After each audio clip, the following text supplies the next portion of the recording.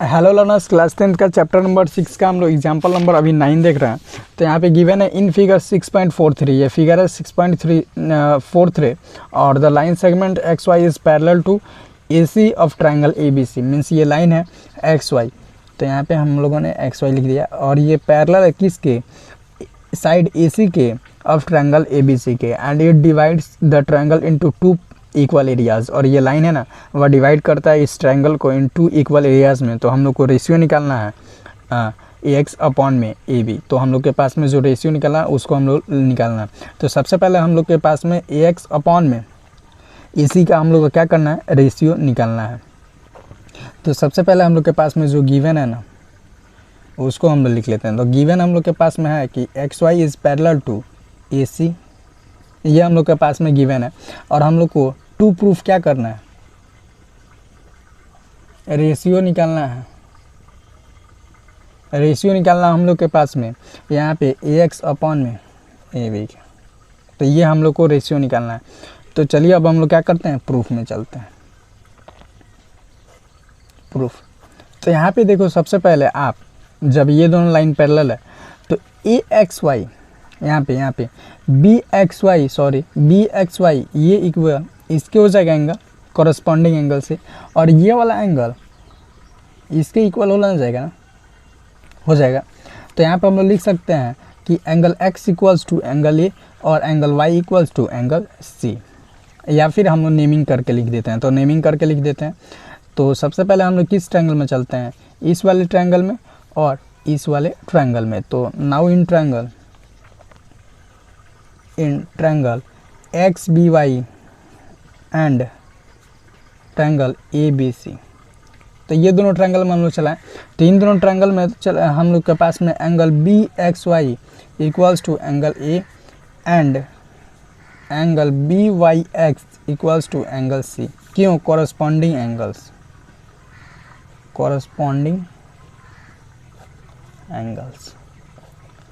आई hope यहाँ तक आपको समझ में आ गया होगा। देन आफ्टर इसके बाद से होने के ये दोनों होने के बाद से तो ये दोनों ट्रायंगल हो सके ना similar by AA similarity criteria. तो ट्रायंगल ABC सिमिलर हो जाएगा triangle XBY by AA similarity condition,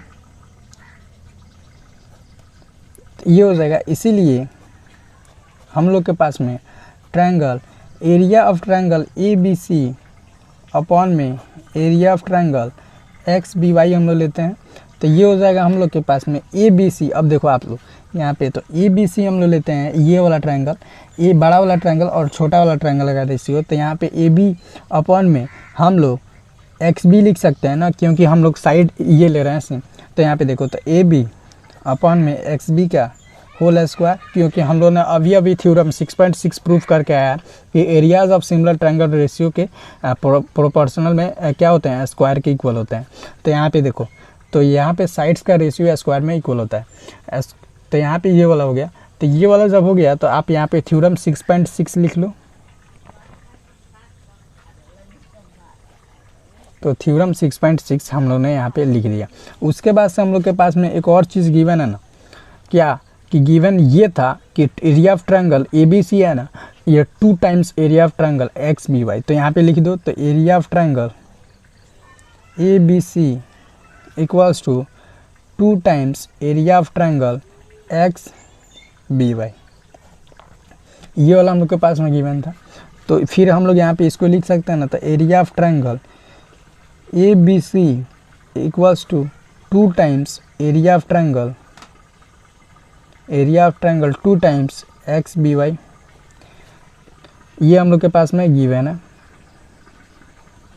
जब ये गिवन है तो हम लोग लिख सकते हैं area of triangle ABC upon में area of triangle XBY equals to 2 upon में 1, ये हम लोग लिख सकते हैं। जब ये दोनों हम लोग लिख सकते हैं तो इसको हम लोग, ठीक है ना, यहाँ पे जब हम लोग इसको प्रूफ किए हैं थ्योरम 6 पॉइंट, यहाँ पे हम लोग ने इसको शो किया, तो इसको हम लोग इक्वेशन फर्स्ट ले लेते हैं और इसको हम लोग इक्वेशन सेकेंड ले लेते हैं।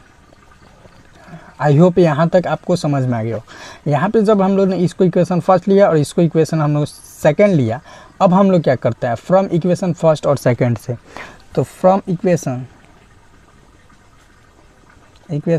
फर्स्ट एंड इक्वेशन सेकंड, अब ये दोनों इक्वेशन से हम लोग यहाँ पे इसको सॉल्व कर लेते हैं, ठीक है।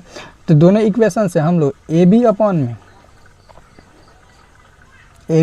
में एक्स बी का होल स्क्वायर, यहाँ ए बी अपॉन में एक्स बी का होल स्क्वायर इक्वल्स टू 2:1 लिख सकते हैं ना, क्योंकि ये दोनों इक्वेशन से आप देखो यहाँ पे दोनों का एरिया ही नहीं इक्वल है, तो ये दोनों आपस में इक्वल हो जाएंगे ना। चलो बहुत बढ़िया, आई थिंक आपको यहाँ तक समझ में। अब देखो तो ए बी अपॉन में एक्स बी का होल स्क्वायर है, तो ए बी अपॉन में एक्स बी हो जाएगा ना, तो ये √2 और अपॉन में 1 हो जाएगा। अब √1 का वैल्यू 1 ही होता है, तो ए बी अपॉन में X B equals to √2 upon में 1 हम लोग लिख सकते हैं ना। तो एक्स बी अपॉन में ए बी इक्वल्स टू 1/√2 लिख सकते हैं ना, क्योंकि इसको हम लोगों ने रेसिप्रोकल कर दिया, इसका रेसिप्रोकल और इसका रेसिप्रोकल हम लोगों ने कर दिया। अब यहाँ तक हम लोगों ने कर दिया, उसके बाद से जब इसका रेसिप्रोकल कर दिए हम लोगों ने, तो अब देखो यहाँ से हम लोग क्या करते हैं, दोनों साइड से हम लोग 1 में से ये दोनों इक्वेशन को माइनस कर देते हैं। Subtract both equation from 1, both equations. अब ये हम लोग क्यों कर रहे हैं ये आपको हम बताते हैं। बोथ इक्वेशंस, ये दोनों इक्वेशंस फ्रॉम 1, अब 1 से हम लोग दोनों इक्वेशन को माइनस कर देते हैं। तो एक्स बी अपॉन में ए बी इक्वल्स टू 1 - 1/√2, ठीक है। तो यहाँ से हम लोग माइनस करेंगे, तो ए बी और माइनस एक्स बी अपॉन में A B equals to √2 minus 1 upon में √2, इतना आई थिंक आपको हो गया। अब ए बी में से हम लोग एक्स बी को माइनस करते हैं, ए बी में से हम लोग एक्स बी को माइनस करते हैं, तो हम लोग के पास में ए एक्स आ जाएगा ना, इसीलिए हम लोग ने यहाँ पे सब्ट्रैक्ट 1 किया था। तो ए एक्स अपॉन में ए बी इक्वल्स टू हम लोग के पास में हो जाएगा, यहाँ पे देखो, तो इसको आप क्या करो, यहाँ पे √2 अपॉन में, यहाँ पे √2 है, तो आप इसको रेशनलाइज कर लो, ठीक है।